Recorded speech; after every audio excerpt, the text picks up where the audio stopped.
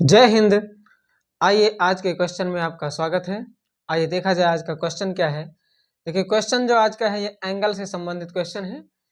तो ये जो क्वेश्चन है, find the values of A B and सी।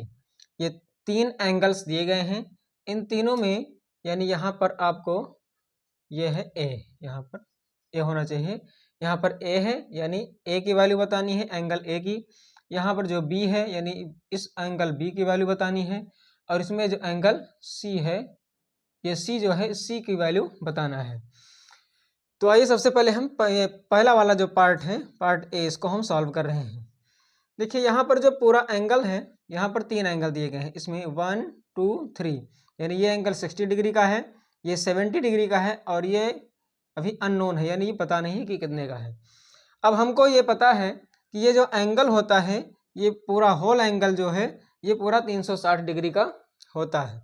अब उसी 360 के आधार पर हम इसको सॉल्व कर लेंगे। यहाँ पर जो तीनों एंगल्स हैं, तीनों एंगल का जो सम होगा वो 360 होना चाहिए। यानी ये ए प्लस 70 प्लस 60 इक्वल टू हो जाएगा 360 यानी 360।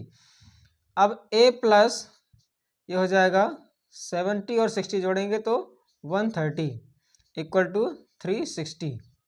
तो ए इक्वल टू हो जाएगा 360 माइनस 130।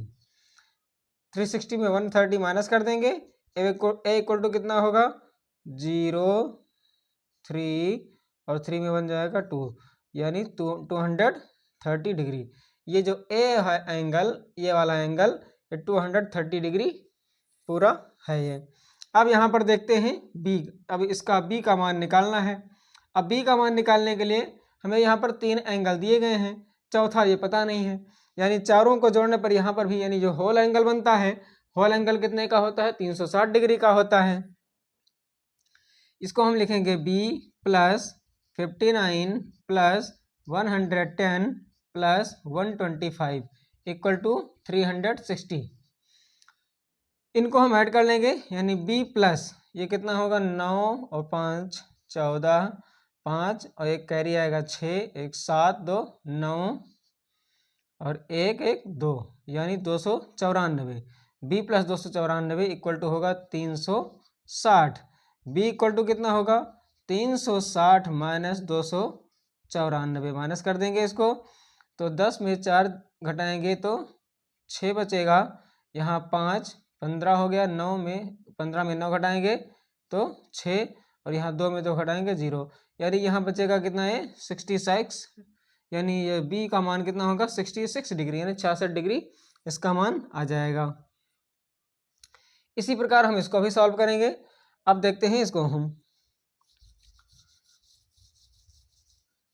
यहाँ देखिए ये दो एंगल्स का मान यहाँ लिखा नहीं गया है, लेकिन हमें पता है कि ये जो दोनों एंगल हैं ये 90 डिग्री के हैं। ये जो सिंबल ये जो दिखा रहा है एंगल, इसका मतलब ये 90 डिग्री बता रहा है। तो अब ये दोनों मिला करके कितने हो गए 90 डिग्री हो गए। 90 प्लस 90 यानी 180 डिग्री है ये। और हमें वैसे भी पता है कि ये लीनियर जो एंगल होता है ये 180 डिग्री का ही होता है। और ये 4C है, ये 5C दिया गया है। और पूरा कितना होता है 360 होता है। अब इसमें हमें इन दोनों की ज़रूरत नहीं है क्योंकि इसका मान हमें निकालना है। केवल इसको हम देखें या ना देखें, केवल हम इतने से ही इसका मान निकाल लेंगे। और ये जो एंगल बनता है ये पूरा, ये क्या होता है लीनियर एंगल। ये जो लीनियर एंगल है ये 180 होता है। यानी ये दोनों एंगल मिल करके कितना होगा 180 डिग्री होगा। तो इसे हम लिखेंगे 4C plus 5C equal to 180। इनको हमें लिखने की आवश्यकता नहीं है। अब ये कितना हो जाएगा 9C equal to 180। C equal to हो जाएगा 180 बाय 9। 9 से कटेगा तो 9 9 दूनी 18 0। C इक्वल टू हो जाएगा 20। यानी 4C का मान अगर देखें, केवल C का मान अगर बताना है तो C का मान तो 20 हो गया।